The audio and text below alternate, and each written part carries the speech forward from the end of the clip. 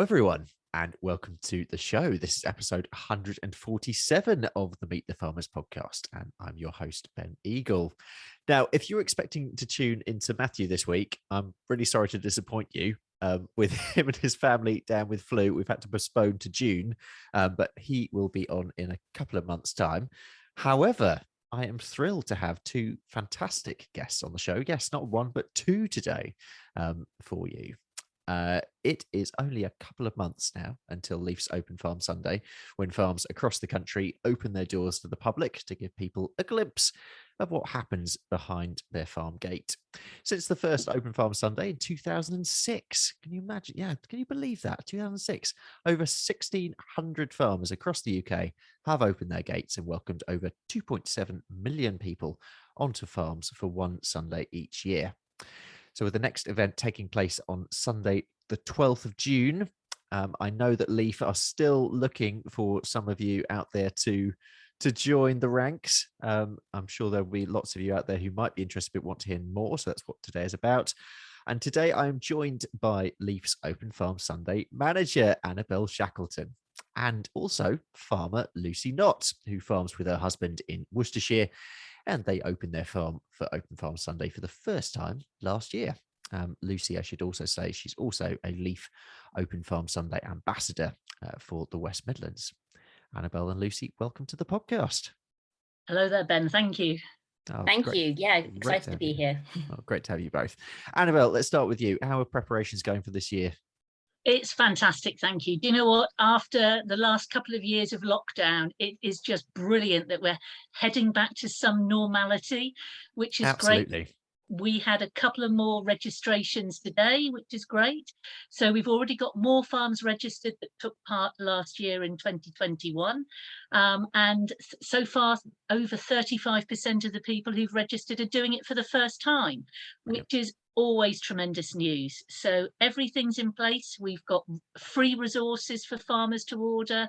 We've got our team of ambassadors. So yeah, we're all systems go and ready to support farmers to host events. And you say on the 12th of June, which is the official date, but it can actually be any date in June, any Sunday. So the majority of events take place on the 12th. Okay, that's good to know. I mean, I will be amazed if anybody listening hasn't heard of it. But if anybody doesn't know about Open Farm Sunday, what is it and how did it start? Well, Leaf Open Farm Sunday is farming's annual open day. So it's that one day of the year when farmers open their gates to the public and welcome them onto farm. It's about connecting people with where their food comes from and meeting the farmers, which is just such an important thing to do.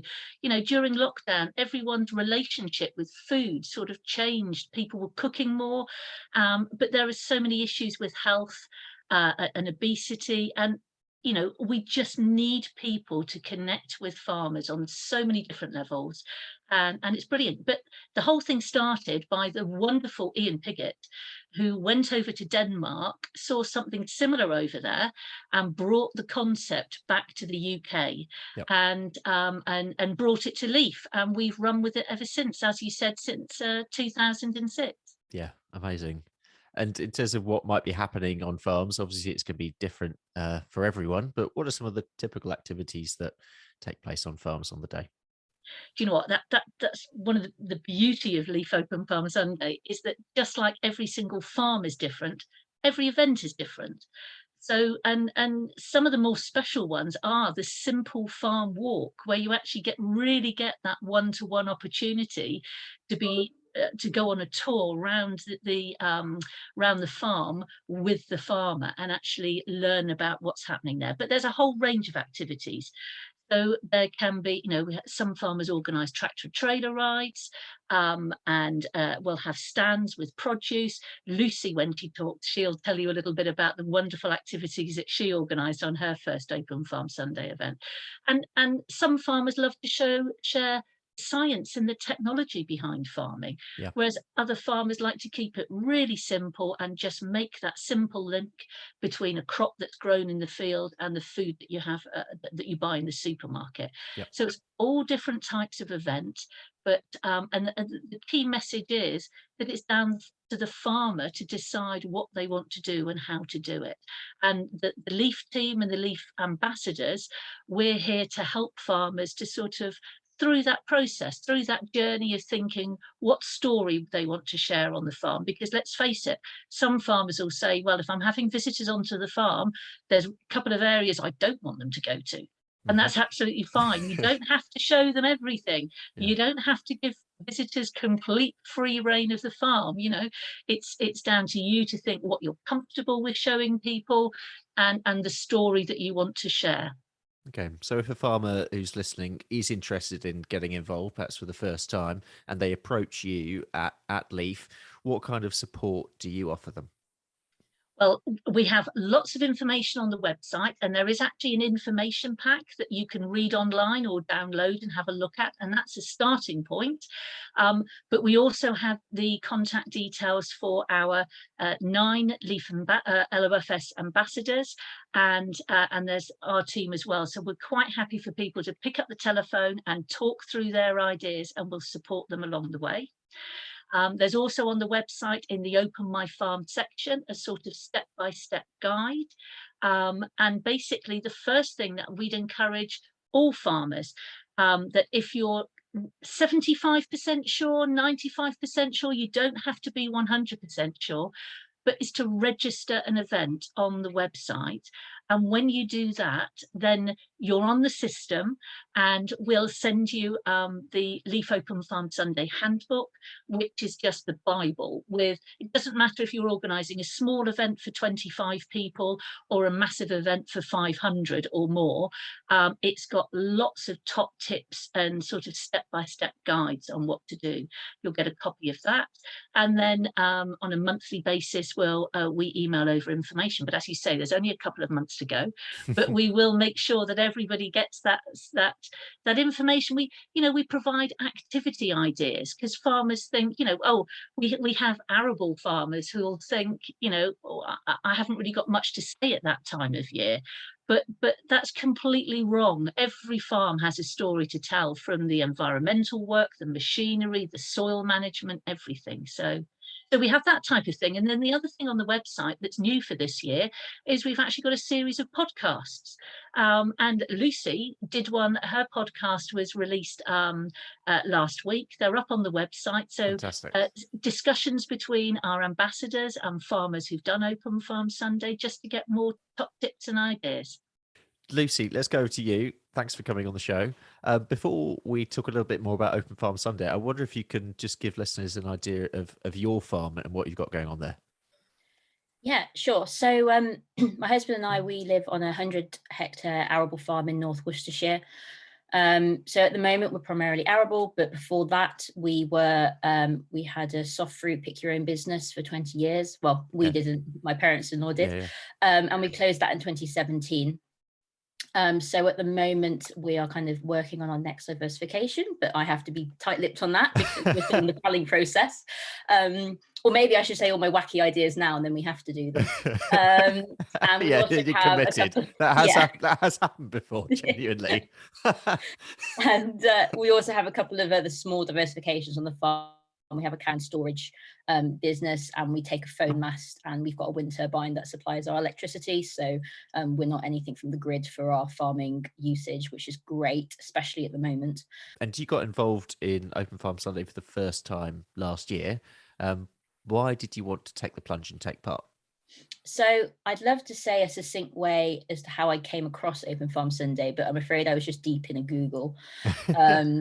And I came across it, and my background previous to farming was in fundraising as a fundraising manager. So I worked a lot with volunteers, a lot of public engagement. And I saw Open Farm Sunday, and I just suddenly felt, when you read something, you're like, everything clicks here. Yep. And I was like, this is everything that I believe in terms of farming and how we should be connecting with our communities that we're in. So I basically then just went and pitched to the family, and I said, I found this, I think it'd be really good for us. We'd closed our pick your own strawberries, as I said, and I wanted to keep our local community coming onto the farm and just keep our name there for whatever we might be doing in the future with the business, and also keep us in practice of having people on the farm, because it's very quick to get used to not having people coming onto the farm. So that's kind of what we went for, and that's why we decided to take part, and I'm very glad we did, because it was brilliant.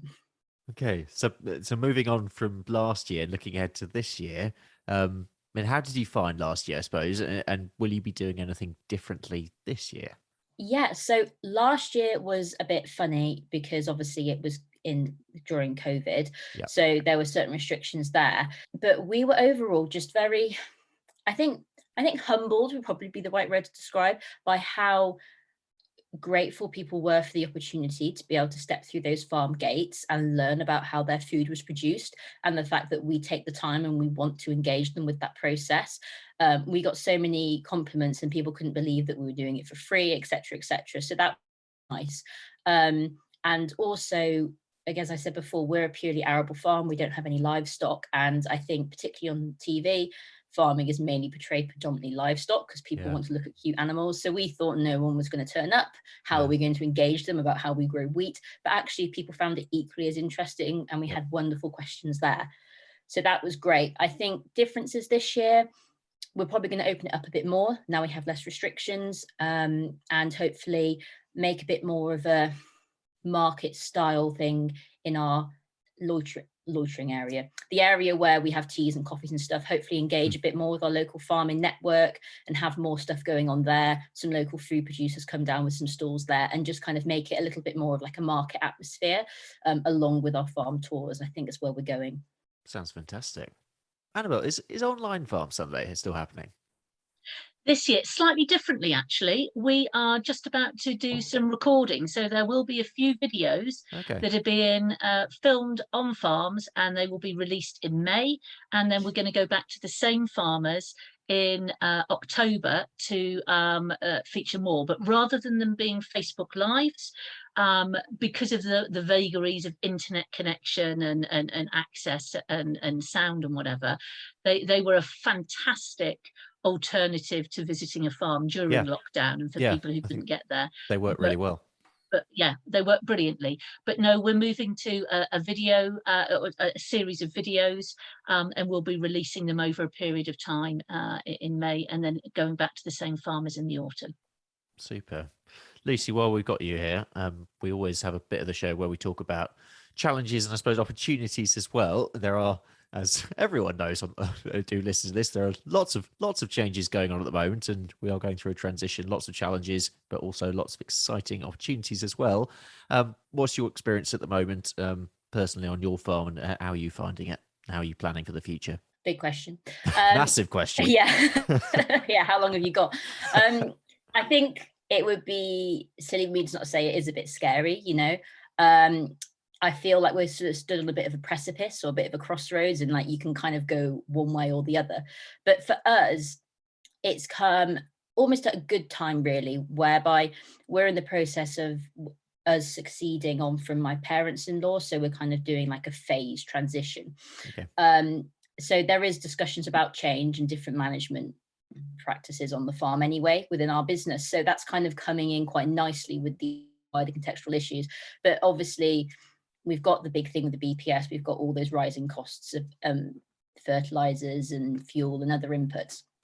So for us, that's really accelerating what we want to do. We're aiming to move towards more regenerative system, lowering our inputs, and that's kind of accelerating our thought process, really. And we're sort of trying to stay ahead of the curve on things as well, and not shying away from the fact that the landscape is changing. So we're on our countryside stewardship, and we're also on the SFI pilot as well.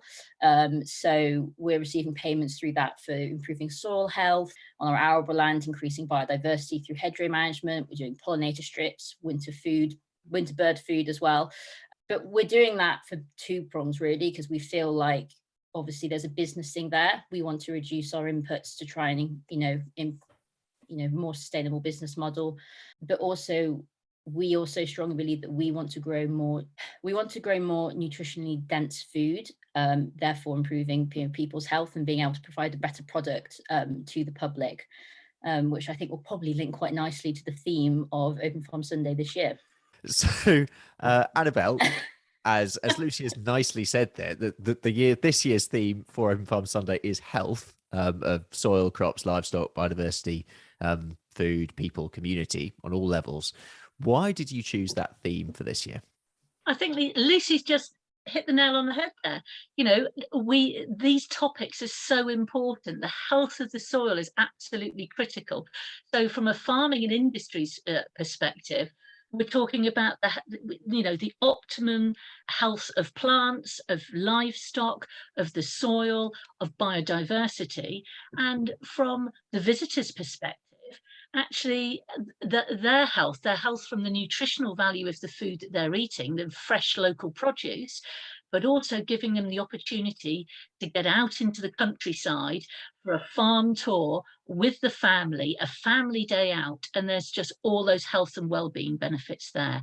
And I have to say, I own up here, I am a beaver leader as well as working for Open Farm Sunday. Fantastic. And last Monday, we had our last beaver session for the term, and I organised a farm walk, of course, to see the lambs at our local farm. And honestly, I wish I'd recorded the sound of screaming children because they just loved it. And they come from a local village. They don't come from a town around here. Local children, they didn't understand the word livestock, which I found amazing. It was all new to them. So they live in the country, they drive through the countryside, they live here, but they still don't get the opportunity to actually meet a farmer and get close up to the animals. And at the end of our hour-and-a-half visit, the feel-good factor, the buzz from everyone, the farmer absolutely thoroughly, is way out of his comfort zone, inviting people, but we collaborated, we worked together on it, and he just loved having that opportunity. And yes, I do think I have talked him into doing Open Farm Sunday because he just enjoyed the experience so much, just sharing what he's passionate about with these young people that it was just a wonderful experience for everyone involved. And linked to that health theme, one activity that you are encouraging farmers to take part in is to talk about soil health in particular, if they want to, and for this you want them to plant their pants, which if anyone knows Brian Barker, they will know exactly what this is about. But what is this about? Yeah, I've not gone off my head, honest. It is, yeah. I mean, essentially planting anything that's 100% cotton in the soil now, and leaving it undisturbed until the weekend of Leaf Open Farm Sunday is actually a fantastic way of testing the microbiology of your soil. So dig them up just before Open Farm Sunday, and depending on how decomposed the cotton items or pants are, it demonstrates how active the microbiology in the soil is. So that's a really simple, fun way to actually talk about soil health with visitors. And that's something that we do at Open Farm Sunday is, we just come up with lots of wild and wacky ideas and simple ideas as well, but just people for ways to engage people. Some farmers might think, I'm not going to plant 100% cotton items, or if they don't actually get round to it in time, because if you're going to do that activity, you've got to plant them before Easter Sunday. But yeah, we have a whole raft of different activity ideas that's a sort of pick and mix for farmers to think, well, that I like the idea of talking about that. I'm going to do that on Open Farm Sunday. But soil is so important. I just love it when you go to Open Farm Sunday events where they've got a digger out and actually dug a hole down, and so you can actually see the strata of the soil and the root systems, and just taking a spade and digging up and counting for worms. Just a fantastic opportunity to break the ice between visitors and the farmer, and chatting to them about what comes naturally to farmers. Brilliant. So Lucy, you started last year. What would you say to farmers who are on the fence about getting involved this year? Register and get involved. If you don't feel comfortable registering straight away, honestly, just get in touch with Leaf. They are, as hopefully you've told from Annabel, they are incredibly friendly and helpful, and they will answer any questions or worries that you have. But equally, when you register your event, you don't need to have all your ducks in a row. You don't need to know exactly what you're doing, because on your dashboard, you can update your event details as it goes along. So you can simply register with your farm, say, yes, we want to do an event. And then you're likely, if it's your first time hosting, you'll get a call from one of our lovely ambassadors across the country just to say hello and sort of be a point of contact for you. And then you can gradually start building and adding to your event. So really, if you're thinking about getting involved, I would say reach out, ask those questions, get in touch with an ambassador or to Leaf, and register. We always finish the show with the same two questions, which I'm going to ask you both now. The first is, if you have a message for the public, this will be an interesting one. What would it be? I'm going to turn to Lucy first on this. Oh, okay. A message for the public. I would say, well, the first thing I would say actually is that sometimes the word the public I find a bit funny. So please don't see it as a them and us. As farmers, we are part of the community and we are part of our local community, and we live and we love producing the food to sustain that community. So we really want to have that open dialogue and to work together to sort of navigate what is quite a tricky situation at the moment. And we'd love for you to understand how we produce your food and the work that goes into it. So please keep your ears open for things we have to say, and please don't be afraid to ask questions if you ever get in a conversation with a farmer, because most of us will be very happy to answer your questions. Yeah. Annabel, your message to the public? My message to the public is farmers are just wonderful people. The professionalism, the skill is just mind-blowing. The absolute dedication to their work is just fantastic. So please support British farmers, buy British food, and please visit a farm on Leaf Open Farm Sunday on the 12th of June. You will have a fabulous time connecting with farmers, connecting with the countryside, and please support. Brilliant. And finally, a message to farmers, Lucy. My message to farmers would be, there's a time now and there is a magnifying glass on our industry and people are looking at us, and I would say don't shy away from that. Own your story and tell your story of your farm, whether it's just a conversation with the postman, with someone down the pub, or on Open Farm Sunday. Everyone's story is interesting. What's rudimentary to you is so fascinating to others. And now is the chance to really showcase what a fantastic industry are and the wonderful, beautiful food that we produce. So keep having those conversations, no matter how big or small. So yeah, that would be it. Brilliant. Annabel, we'll give you the final word, your message for farmers. Well, it's critical that we do engage with the public, and Leaf Open Farm Sunday is so supported. There is so much help and support there. It really is a fantastic way to actually engage with the public, and to so please register for Leaf Open Farm Sunday. Go onto the website www.farmsunday.org, register your event, get in touch, and we will support you all the way. And honestly, you really will find it a really uplifting experience. Brilliant. Well, we will leave it there, but thank you so much to you both for coming on the show. It's always a pleasure to see you, Annabel, and really, really nice to meet you too, Lucy. Leaf's Open Farm Sunday is on Sunday, the 12th of June, as Annabel has just said, and you can find any information that you could possibly need by visiting farmsunday.org. Next time, I'll be joined by Claire Mackenzie and a few others to talk about the really fascinating documentary feature film that they're making called 6 Inches of Soil. Really looking forward to that one. So I hope you can join me then. But until then, have a great week.